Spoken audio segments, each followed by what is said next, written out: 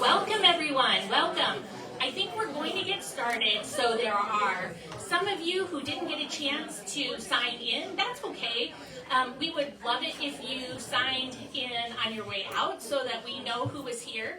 But we wanted to make sure that everyone was able to get in and find a seat. We have a lot of spaces here at the front. If people would like to come in, you'll get a good view. My name is April Holman, and I am with the Alliance for a Healthy Kansas. We have been working all week to try to understand what the concerns are of people across the state of Kansas when it comes to the proposed massive cuts to the Medicaid program. So there has been a proposal in Washington to cut $880 billion from the Medicaid program over the course of 10 years.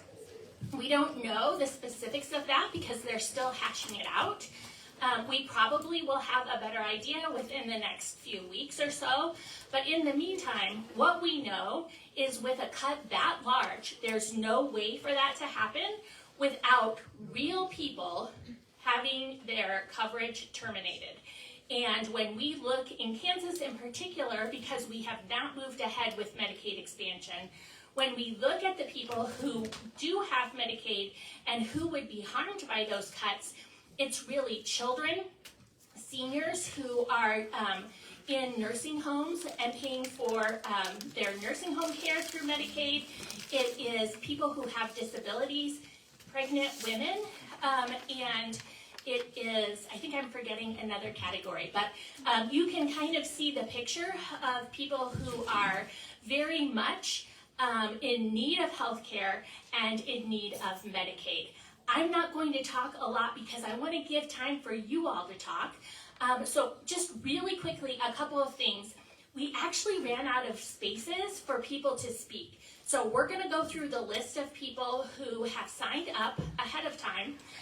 If we have time at the end, we will definitely bring in others who are interested in speaking.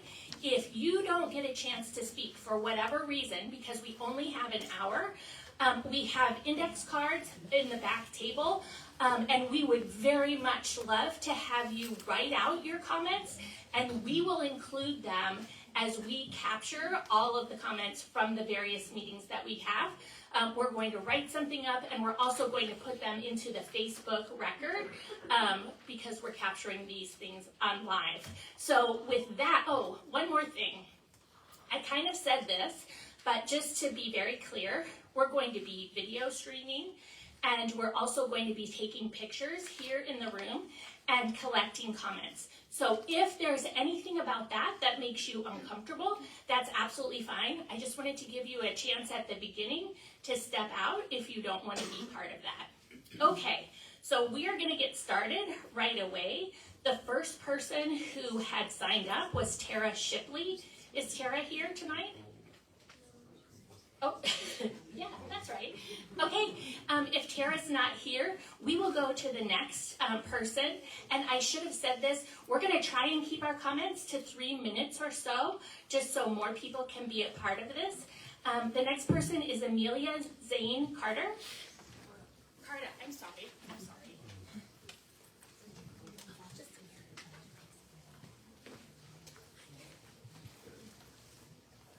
Hello. Test. Hello. Hello. My name is Amelia Zane Carter, and I'm from Mission, Kansas, and I'm proud to be here as an adult on the autism spectrum who lives independently thanks to the vital support I receive from Medicaid. For me and many others in the disability community, Medicaid isn't just a program, it's a lifeline. It's the reason I'm able to live in my own home, make my own choices, and contribute to the community. Living with autism comes with its unique challenges. Things that maybe seem simple to others, like managing daily routines, accessing transportation, or finding the right kind of health care. All of these can be overwhelming without the right support. Medicaid helps fill those gaps. It covers services that insurance often doesn't, like personal care aids, job coaching, or therapies tailored to my needs. Because of Medicaid, I don't just survive, I thrive. I can work, I can socialize, I can pursue goals that matter to me. I have a sense of dignity, independence, and purpose. But every year, when I hear about those budget cuts or changes to Medicaid, I worry. Not just for myself, but for the thousands of others who rely on these supports to live full, meaningful lives outside of institutions. Medicaid is not a charity, it's a promise that our society values all of its members, including people with disabilities such as my autism spectrum disorder. It's an investment in independence, in inclusion, and human potential. So I'm making a special plea to our legislators in Washington and Topeka to protect and strengthen Medicaid. Listen to our stories, see our lives, and recognize the decisions that have real impacts on real people. We don't want special treatment.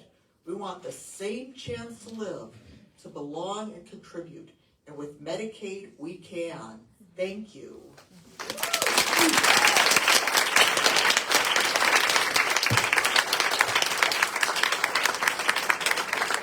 Thank you so much. Our next speaker is Laura Robeson.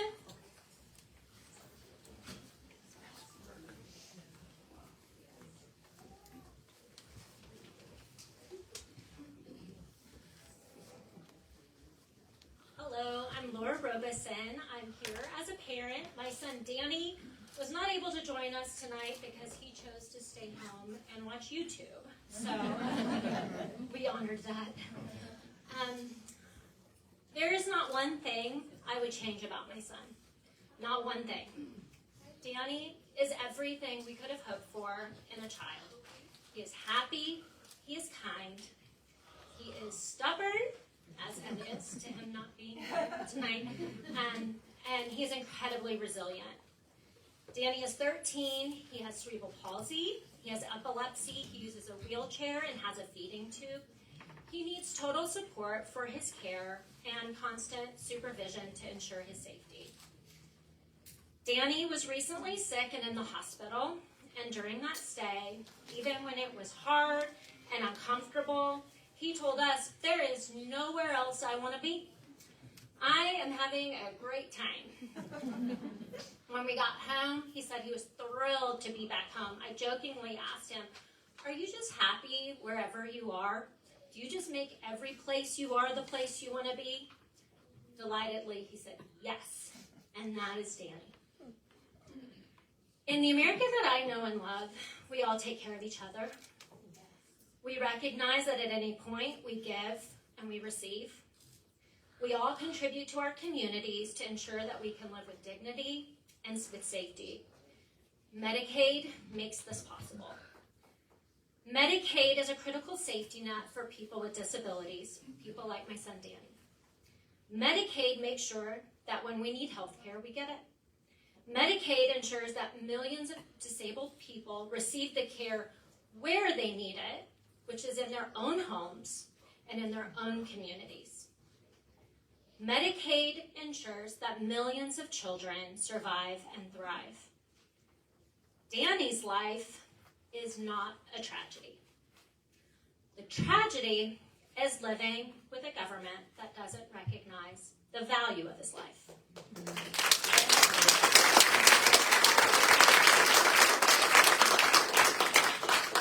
I would change nothing about my son, but I would change everything for him. I am here to speak for Medicaid, not just for Danny, but for all of us. None of us got where we are alone, and we are better, safer, and healthier in a future where Medicaid is fully funded. We contribute to growing the program, and it is protecting us all.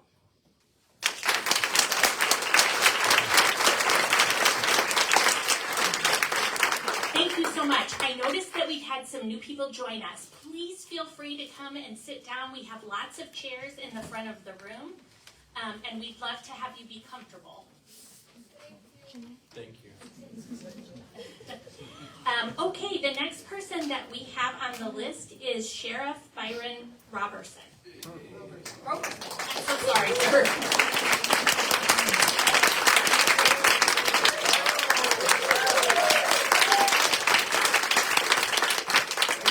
I share a cool name with that lady. Unrelated, but we could be. Well, thank you for having me here tonight. I really think that people should know that the people that are in the care of the Johnson County Sheriff's Office are important as well. They are a population of people that, on average, we have about 650 adults a day that we take care of. And most people probably don't realize that those people have needs just like anyone else. As a matter of fact, a lot of them have more needs than the average person because a lot of them have not been exposed to health care throughout most of their life. So when they come to the sheriff's office, we're in charge of making sure that they have their basic needs, and that's mental health, health care, and just basic safety. And that is costly. I don't think people realize that it costs the county about $8 million a year to make sure that they have the medical care that they deserve and need. All of that is taken on by the county, by the sheriff's office budget. So just imagine if we could get some Medicaid expansion to take care of some of those people that are more than likely eligible to have Medicaid, but don't have it because of the system that we have in Kansas. Now, it's not going to be everyone, but I can guarantee you that it would make a dent in that $8.5 million that we pay every year to take care of the people that are in jail because they have to have care. Medication is expensive, mental health is expensive, and the staffing to take care of them is expensive. But we have no choice because they are there because they may not have followed the rules, and they have to have a place to be, and that's where they are. And we are tasked with making sure that they have all of those needs while they are there, which is, like I said, is a very expensive endeavor. So I fully support it. I fully support anything that we can do because our state is lagging behind most of the states. All of this money that we could be obtaining, we decide not to, and it doesn't make a lot of sense to me because it can only help my organization and your organization because you're the one that's having to pay that money. So I fully support it, and I appreciate all of this support that you guys have here today. Thank you.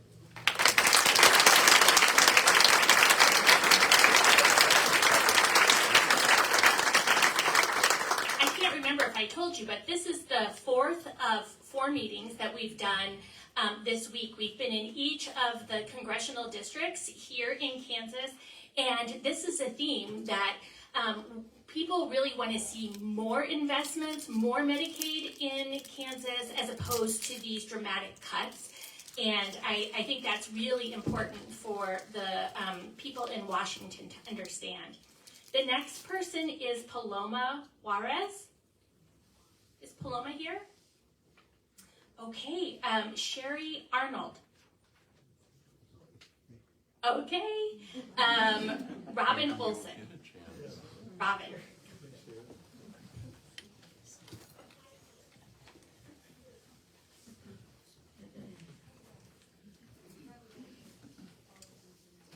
All right. Well, hello. Hi. My name's, as she said, Robin Olson. I'm from Lenexa. I'm a retired special education teacher and a current ASL, American Sign Language, English interpreter.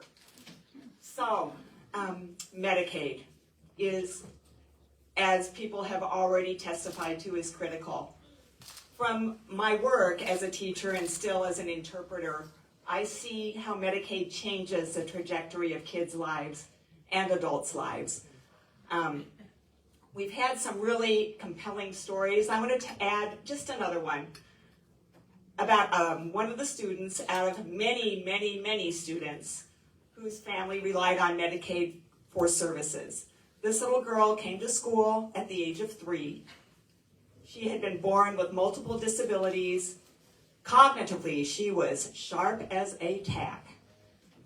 Her parents were both well educated. They had grown up here in this area, lived here in this area.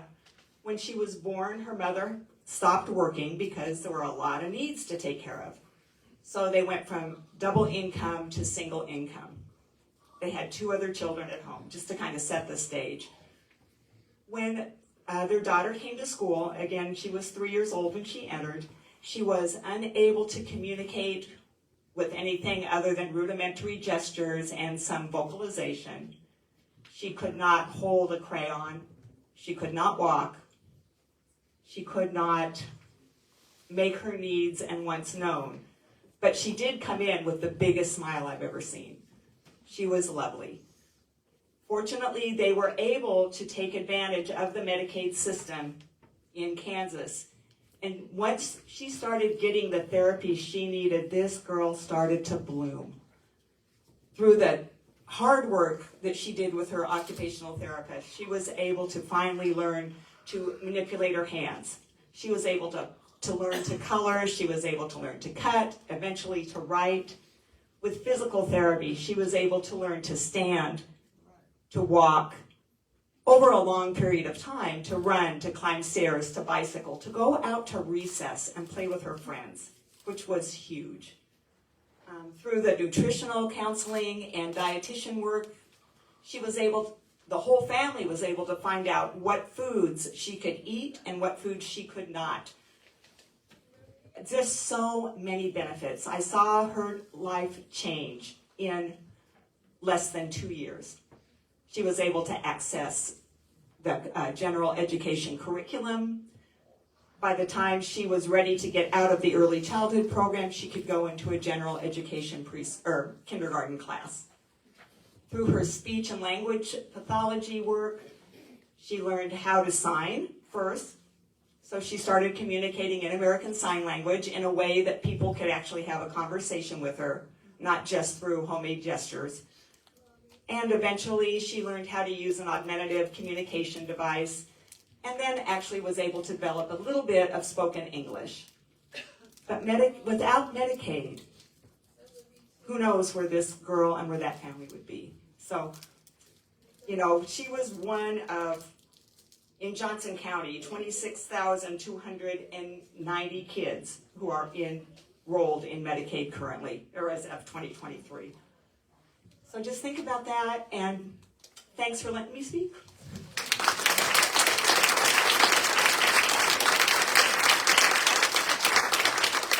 Okay, our next speaker is Mark Hink. Oh, I'm sorry, both of you. Yeah.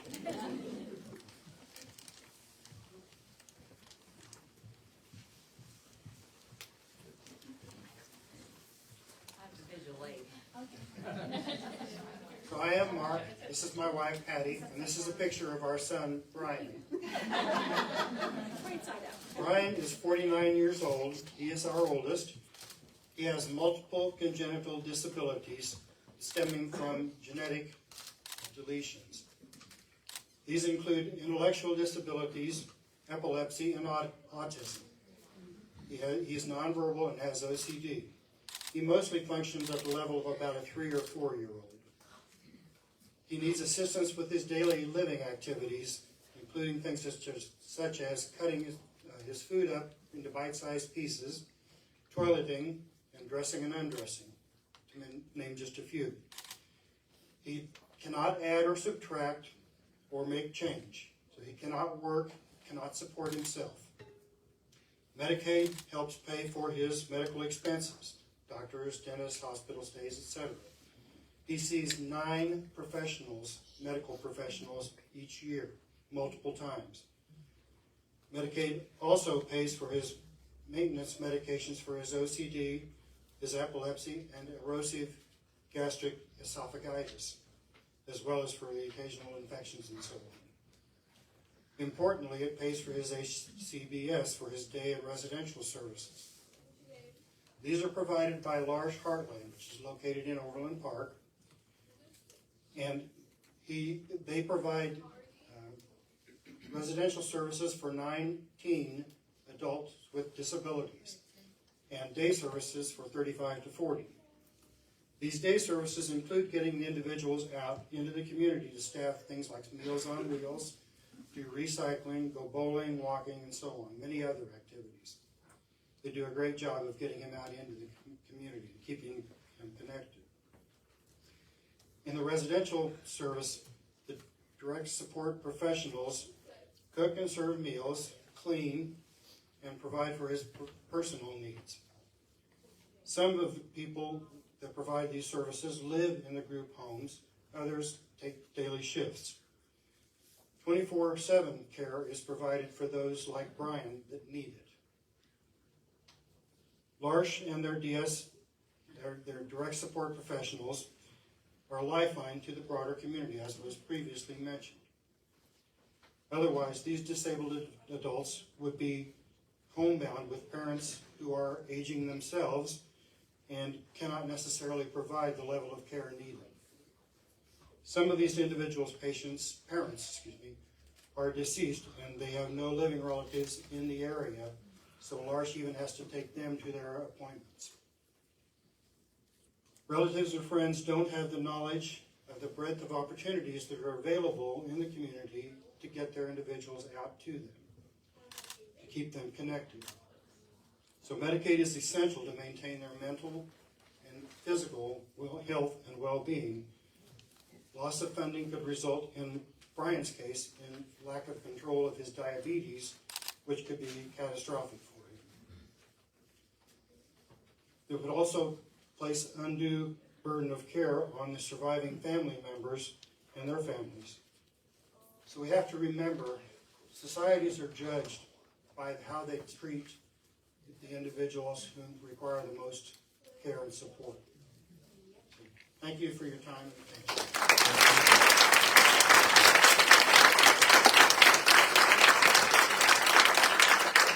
Thank you so much. Our next speaker is Commissioner Janae Hanslick.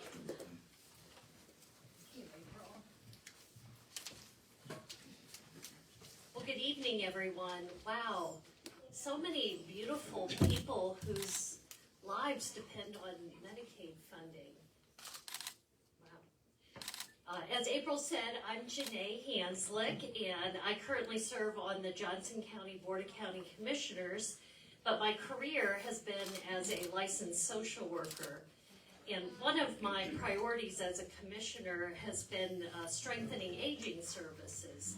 And having just turned 64 last week, those services get more and more personal. So let's talk about something that might surprise you. Medicaid funding cuts and how they directly impact Medicare recipients, especially here in Kansas. Now you might be thinking, aren't those two different programs? And yes, technically they are.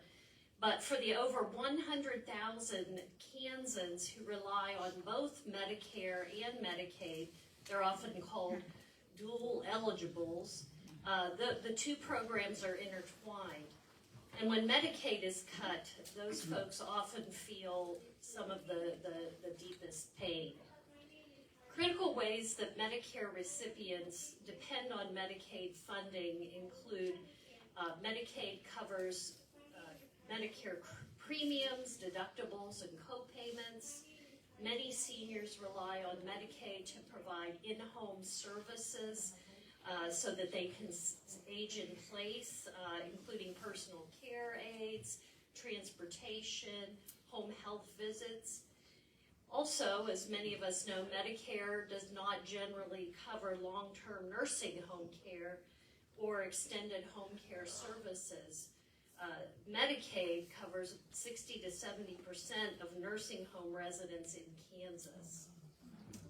And finally, Medicaid covers benefits, important health benefits like vision, hearing, and often dental, which are missing from Medicare. So by helping seniors stay healthy and age in place, Medicaid actually allows us to save, the state of Kansas to save millions of dollars because those folks aren't ending up prematurely or unnecessarily in long-term care facilities. Now imagine what happens when Medicaid is slashed. Cuts at the state or federal levels mean fewer resources for those folks to help them stay in their homes, delayed prescriptions, families scrambling to make ends meet. Nursing homes may have to reduce services, lay off people, or even shut down, and I know that's especially a concern in our rural areas of the county, or excuse me, of the state. And it means that our seniors, veterans, grandparents may have nowhere to turn for those benefits. So it isn't, though, just a budget issue. It's a values issue.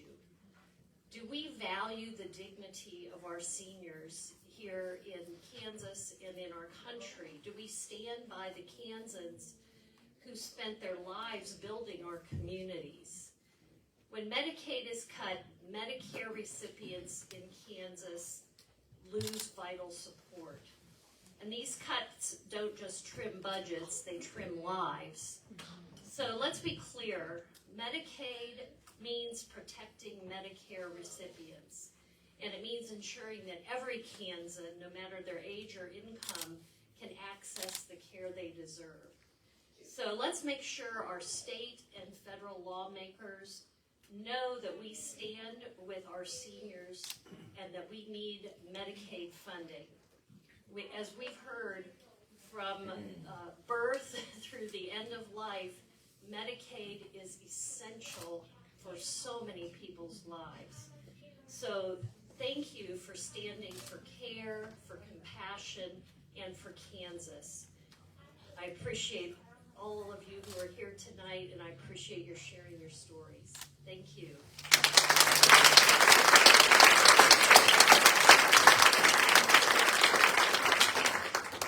Is Angela Martin here tonight? Oh, great.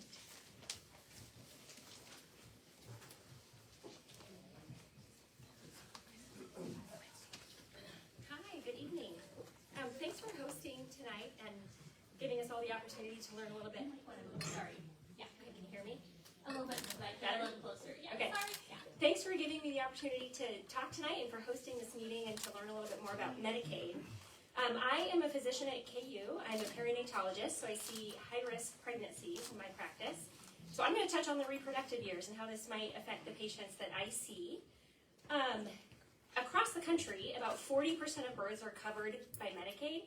In the state of Kansas, it's a little less than that. It's about 31% of all births are covered by Medicaid. That's a really big portion of births and deliveries. There's a couple of things that I'm afraid of. Number one, if they make it harder for people to be eligible for Medicaid, and if they reduce provider payment, it's going to be really hard for these rural centers, these rural maternity centers, to actually stay open because it's just not going to. They're not going to be able to stay open and actually cover those deliveries. And that's a really big deal because right now in rural Kansas, we don't have enough maternity centers, and these patients don't have anywhere to go when they have medical emergencies. And as someone who accepts transfers from the middle of Kansas, that's really frightening for those providers and those patients. The second thing that I'm really nervous for is Medicaid expansion. So we know that in the state of Kansas now, Medicaid covers up to 12 months, which is really a big deal. So maternal mortality is a big issue across the country. There's 19 deaths per 100,000 deliveries, which is too high for a developed country. And we know that over half of those deaths occur between the first month postpartum and 12 months postpartum. Half of them, even in the state of Kansas. So the state of Kansas has a maternal mortality review committee, and they review every single maternal mortality. And last year, it was just over 50% of them occurred between 42 days postpartum and 12 months postpartum. So that's a really important time for women to continue to seek care because they're at risk of death in that period. And so I'm afraid that if there are cuts to Medicaid, that will be affected. Just some examples of things that moms need continued care for. We have a pretty robust cardio-obstetrics team at the University of Kansas, and there's a lot of cardiac things that you're actually higher risk for in that immediate postpartum period. So I've had moms present with heart attacks, heart failure, kind of right after delivery, and it's really, really important that they follow with their cardiologist and regain their cardiac function before they get pregnant again. And if they get pregnant again before they are able to regain their cardiac function, they're at really, really high risk of really serious morbidity and mortality in that pregnancy. So these are just some reasons why it's really important to continue to fund Medicaid. So thank you.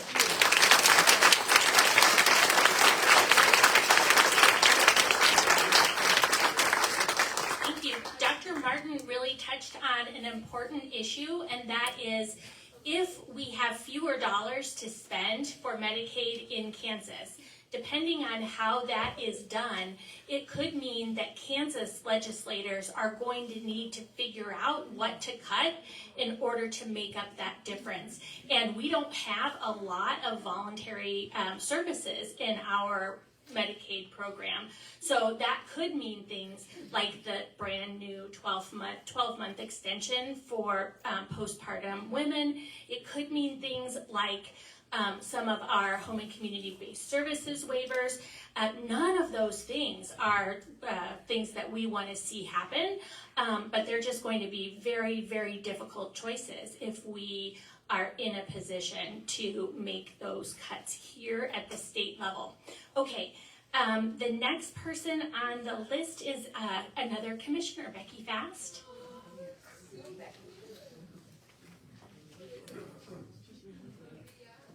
This one? Yes. Hello, thank you everyone. I've just been so inspired sitting here. I just want to capture every moment. So I am a county commissioner. I represent Northeast Johnson County. I'm also a social worker. But I didn't learn advocacy in either of those roles. What can we choke you up? I learned advocacy from my little brother, Tim. So when he was born, early 1960s, the doctors told my parents that they should put him in an institution. And as a young girl, I toured many state hospitals, and we looked at what would be the state mental hospital that served people with mental health disabilities and mental retardation disabilities. And the doctor also said my brother would not live long because he'd be with his Down syndrome, that we should put him in this institution and he would have the best quality of life. My mother, a teacher, soon said, no way in hell. There's got to be another option. But there wasn't many options. This Medicaid didn't even pass till 1965. So my mother took me, we were Mennonites, grew up in a farm, rural area. We started making pies. And so we started meeting with our school board member, our state legislators, and we'd bring pies because that's the advocacy that you know when you're a Mennonite. You eat a lot.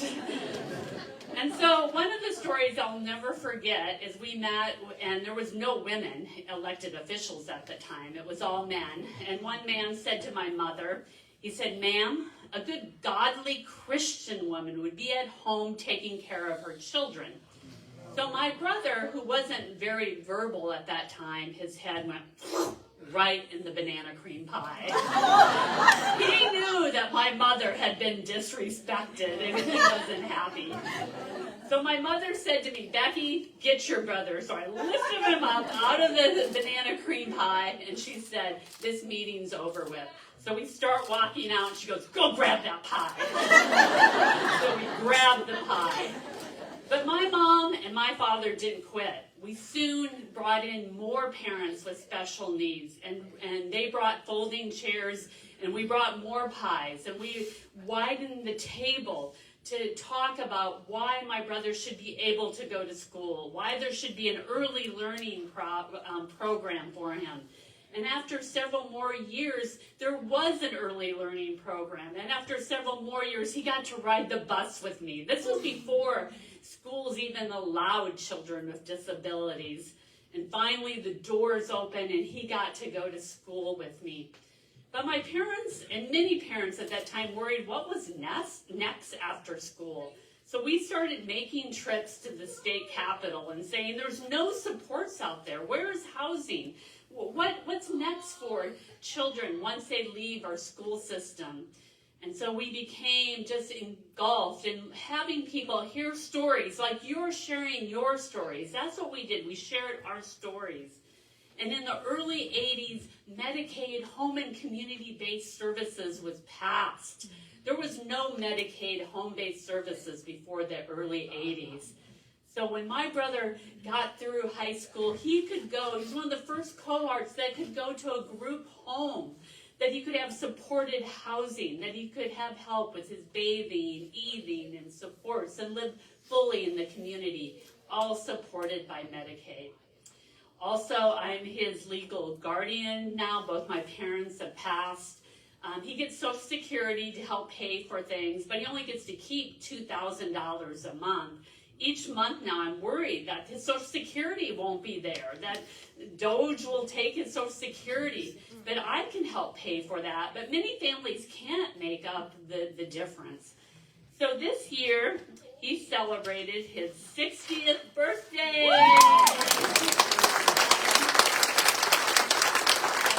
His friends all made him a cake, and they had pizza. And so we never thought he would live to 60 years old.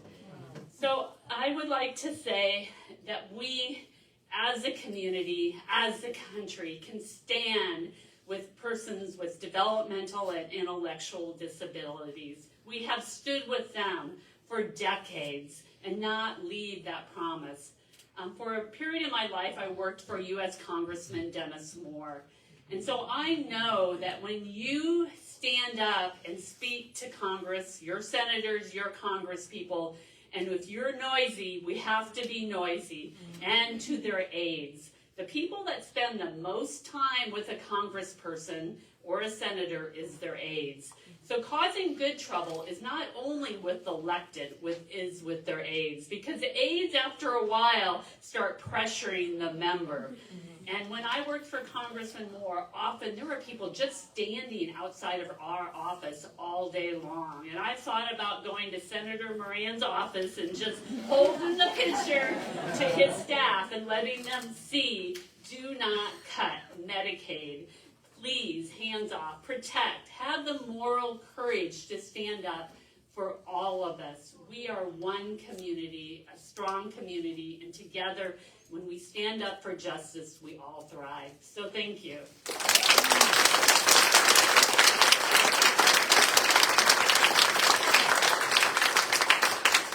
The next two people on the list have the same last name, so I don't know if this is a group thing together or if it's a coincidence. But Corian Kennedy and Michael Kennedy.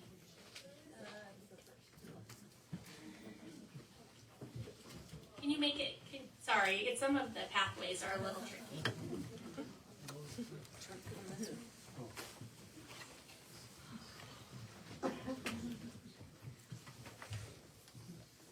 Well, hello everybody. First and foremost, I am overwhelmed at how many people are here. And just, when I became a parent, I thought to myself, I will always fight for my kids. But to see that in action right now is incredible. It is incredible. So I'm here to talk. I'm here on behalf of my daughter, Lily. She's 14. And her story is very complex. I'm going to write a website on the board. It's the letter that I've sent to our representatives. And really, it's meant to be a resource, a template. Hey, here's how you focus your emotion and energy into something that is asking for action, asking for specific things, not just saying, hey, here's my story. But while that's important, it is not being disruptively noisy, like that suggestion. So I'm going to write that here, but so everybody gets to watch me do that.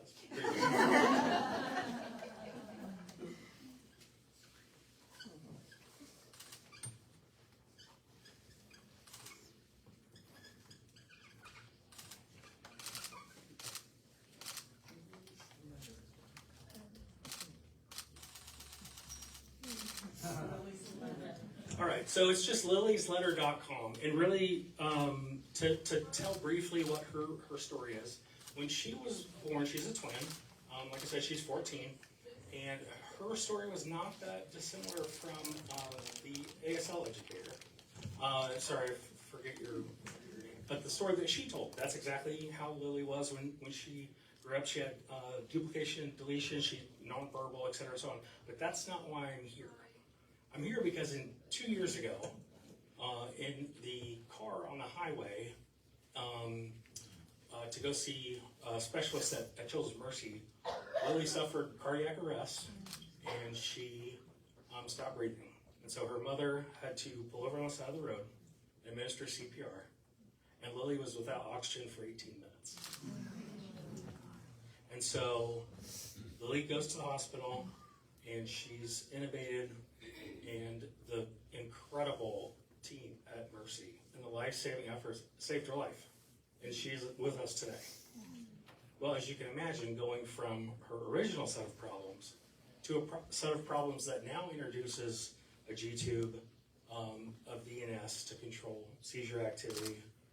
She is completely dependent now on a cocktail of medication, on care, on everything that Medicaid provides.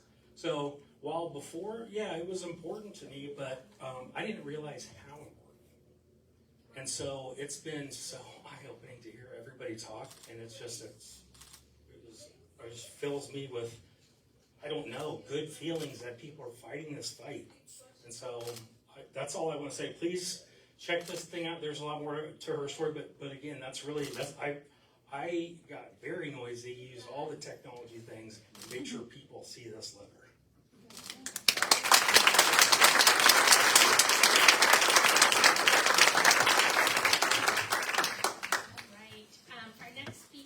Is Denise, or yes, Denise. Me. Oh, come on. I'm sorry. Did I? Michael Kennedy. Oh, I'm so sorry. That is my dad, actually. So Okay. I just want to apologize. I wasn't sure we had a few families that were doing their presentations together, so I'm glad you said something. Come on up. So I'm Michael Kennedy, and I'm proud to be Corey's dad and Lily's grandfather. And I am so impressed with the comprehensive viewpoint that is being shared in this room today. It's extraordinary. We have the sheriff, and we have commissioners, and we have incredible personal stories. Well, so I'm going to offer a little bit different view. As a retired physician, I was a family physician, and we had a perinatologist. So thank you for that aspect too. But I was a rural family doctor and delivered babies and provided comprehensive medical care for about 10 years in Burlington, Kansas. Some of you may know where that is. Town of 2,800. So between Medicare and Medicaid, 60% of our practice was Medicare and Medicaid. If we had cuts, the hospital wouldn't be there. And you have a flyer that shows the hospitals that have closed since 2015. This is the tip of the iceberg. The hospitals in rural Kansas are going to start closing, even if we keep things where they are. Medicaid funding is inadequate as it is. Medicare reimbursement, and I hate the word reimbursement, is inadequate as it is. How are we going to recruit young family doctors to rural areas to provide these services to these people? Where are they going to go?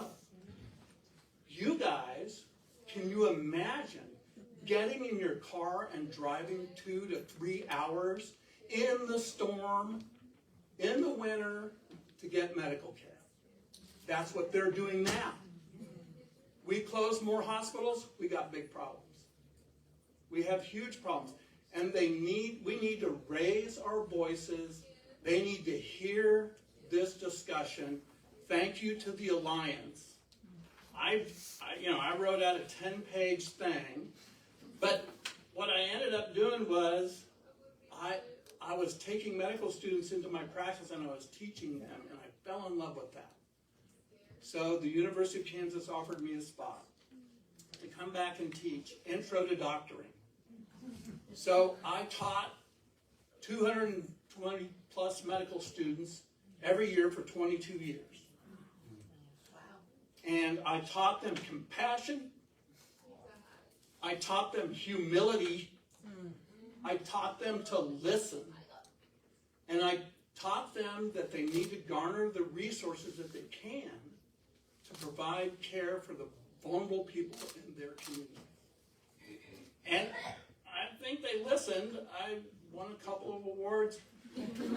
But it was because I was screaming at them about they need to do this. I mean, at my first lecture, I go, how many of you have been to the doctor? Of course, they all raised their hand.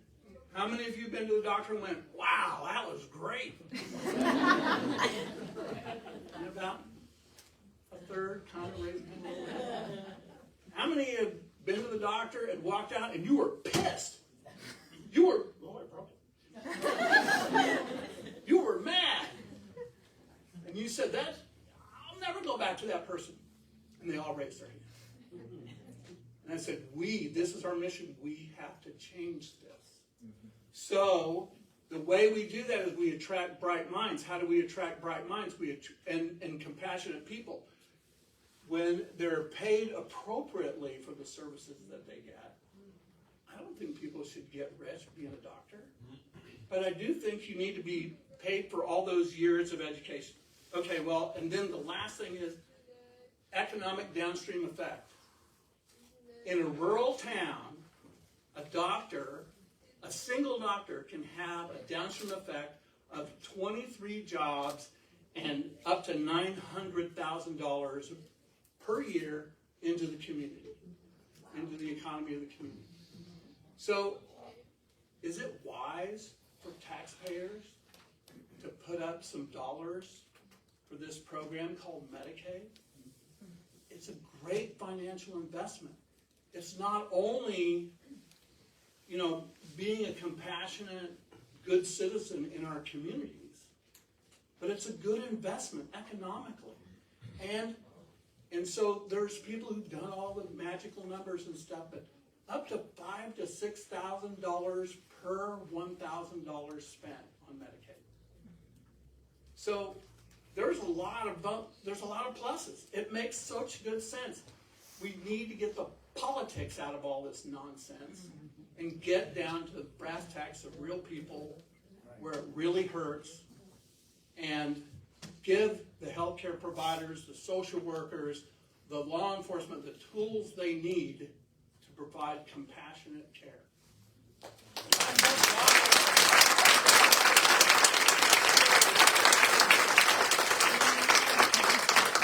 Well, I'm really glad that my mix-up did not mean that we didn't hear that. So I'm glad. This embarrasses me like that.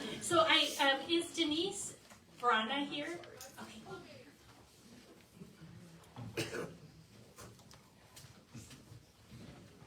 Okay, this makes me nervous. I'm a former Blue Valley teacher. I taught third graders, so I'm just going to pretend that you're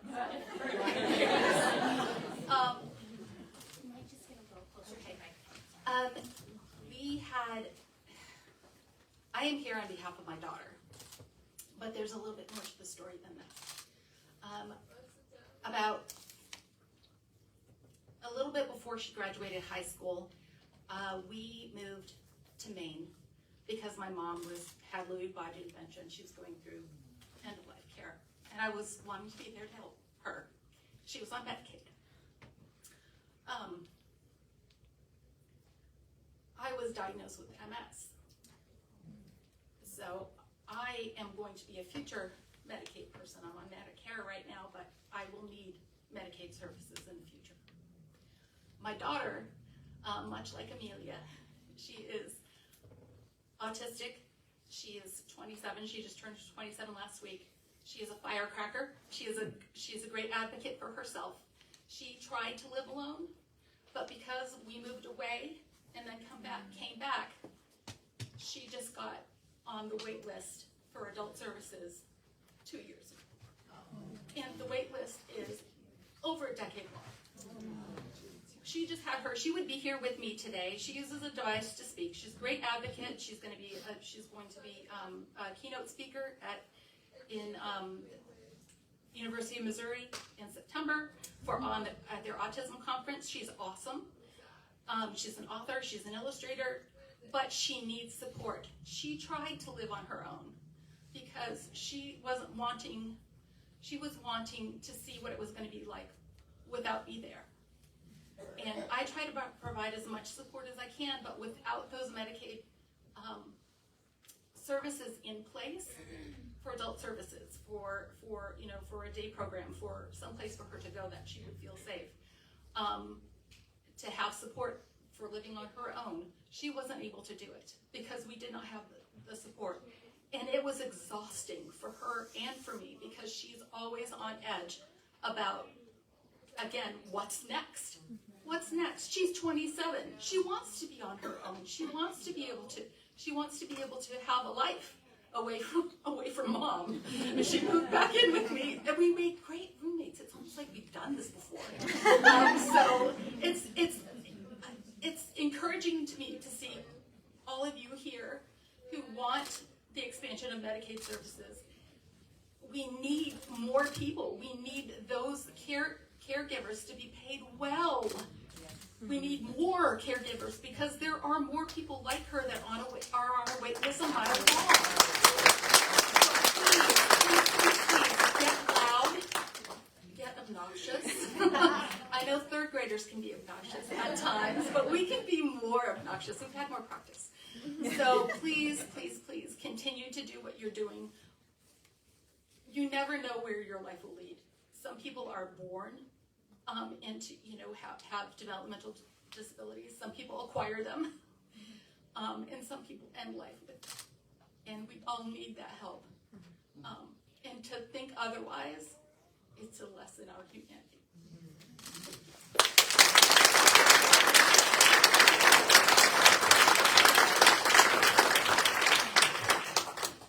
Our next speaker is Christine Swenson.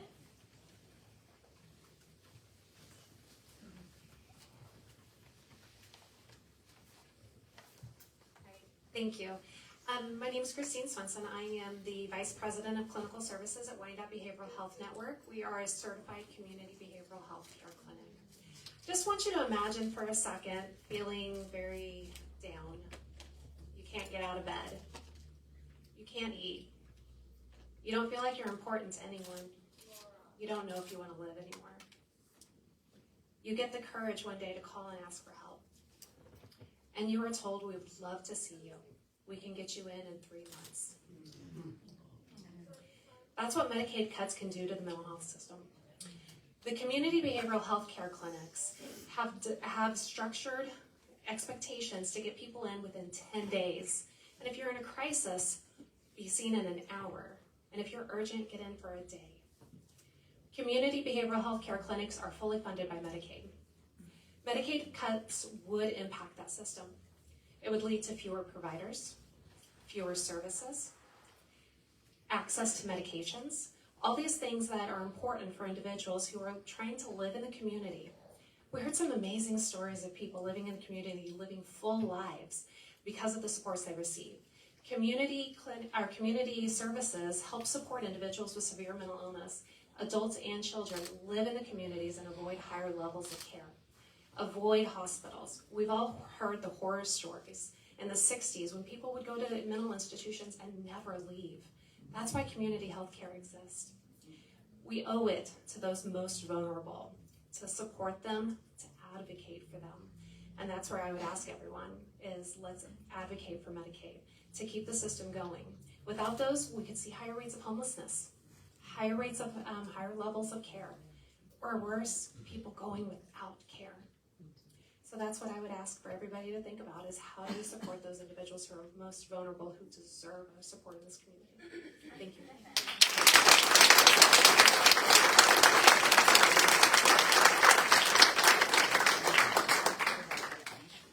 Our next speaker is Megan Word.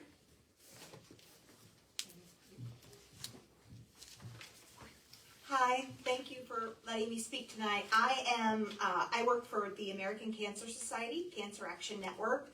My job is to advocate for public policies that improve the lives of people who are fighting cancer, families who are taking care of loved ones who have cancer. And obviously the expansion of Medicaid, protecting Medicaid is critical for cancer care for everyone in this country, certainly Kansans. I wanted to read some data points. It is funding cuts to Medicaid would jeopardize essential access for people with cancer. That doesn't just include cancer treatment, that includes cancer screenings that people don't have access to unless they have Medicaid or health insurance. That includes survivor care, once somebody gets through with their cancer treatment, how to survive the rest of their lives, and ensure that they have the care that they need when they need it. Medicaid expansion is a priority for ACS-CAN because without it, our chances of fighting cancer and winning get dimmer and dimmer. So thank you to the Alliance. Thank you for everybody who's out here sharing your stories. This is an issue that's personally important to me as a mom, as a wife, as an aunt to a phenomenal 15-year-old who's living with multiple disabilities herself. This couldn't be more important. So thank you all for coming, and thank you all for your voices. I will tell you that as an advocate, I always tell people they are making the rules whether we are there or not. So we need to continue to tell them when the rules aren't working. And this is more important now than it has ever been.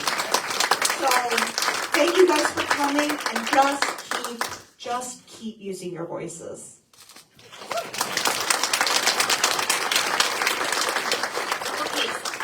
At the bottom of my list, one of my colleagues has written in the name Roxanne. Is Roxanne, would you like to come up? I'm afraid we don't have much time for you, but okay, good. I'll make it really, really quick. What a bunch of lovely family members here tonight. I've been a case manager for individuals with disabilities for over 30 years.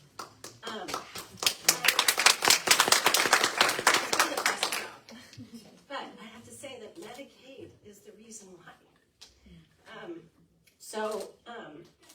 It enables our individuals to live independently out in the community and to have the same lives that everybody needs and deserves and wants to have. I just want to say, after doing this, I move around a lot.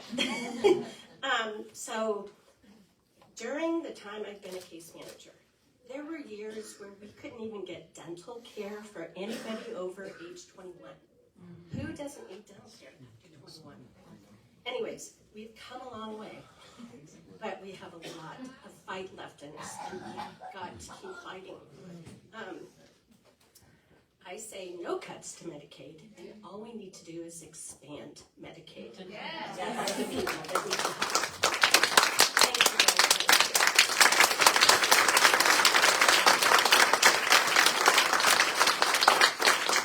Thank you so much. I just want to reiterate, if you have something you want to share and you didn't get a chance, we do have index cards at the back.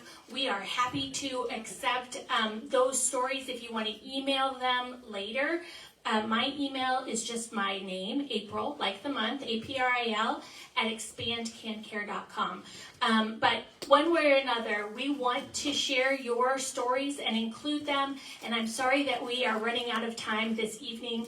I want to thank you very much for being part of this. If you haven't already signed the petition asking Congress to not cut Medicaid, we do have a QR code at the back of the room that you can use to get to that petition, or else you can get there on our website. Thank you so much, and take care.